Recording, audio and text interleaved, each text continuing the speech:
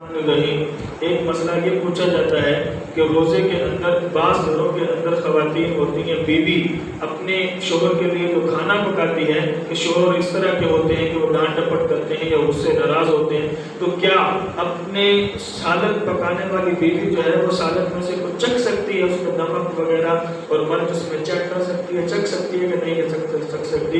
تو اگر بیوی ذائقہ چکھنے کے لیے صرف اس کو زبان پہ رکھے اور اس کو تھوک دے، اندر لے کے نہ جائے، تو روزہ نہیں ٹوٹے گا اور اس کو اس کی اجازت ہے۔ اور اگر اس نے اندر لے گئی، تھوکا نہیں، پھر روزہ اس کا ٹوٹنے والا ٹوٹ جاتا ہے۔ لیکن اگر اس نے زبان پر رکھا، چکھا اور تھوک دیا، اتنی اس کو اجازت ہے۔ دوسرا، لوگ نسوار کھاتے ہیں، نسوار سے روزہ ٹوٹتا ہے کہ نہیں ٹوٹتا؟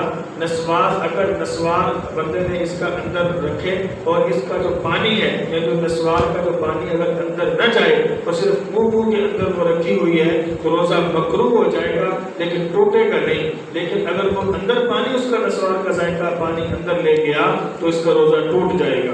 جزاک اللہ خیر، واللہ اعلم بالصواب۔